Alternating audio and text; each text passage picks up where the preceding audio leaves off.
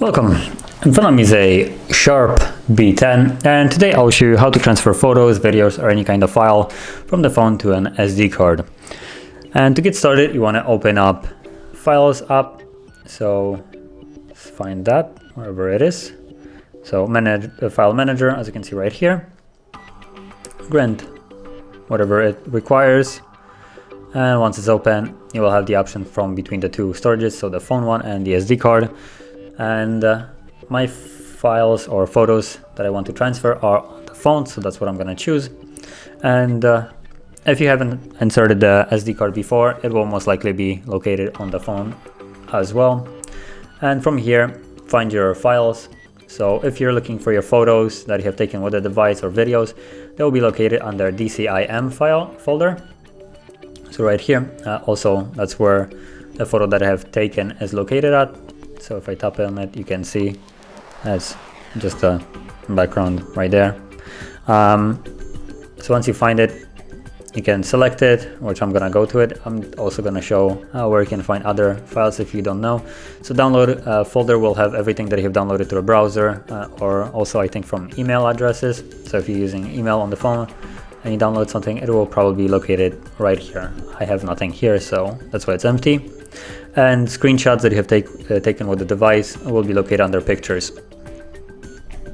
So basically those are the three most notable ones. Now files like music and movies or stuff like that will be located in its own folders, neatly organized as well. So going back to it, I'm gonna copy the file. So once you find it, you can either hold it to select it like so.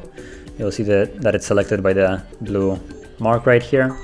And once you select one, you can then just tap on the rest of them if you have multiple files. Just the first one needs to be held to actually get to select it. Now if you have a lot of photos that you want to move and you don't want to select them each individually, you can just select the entire folder also. So as you can see, hold it and it also gets selected. So for this purpose, I'm just going to move the entire folder, and you can also copy it, but for this purpose I'm going to move it so it's going to be removed from where it is right now and moved to the SD card. But if you wish, you can also select copy, and then one copy of it will stay on, well, where it is right now, and the other one will be moved to wherever you want it to be moved. So you'll basically have two same photos in two different locations.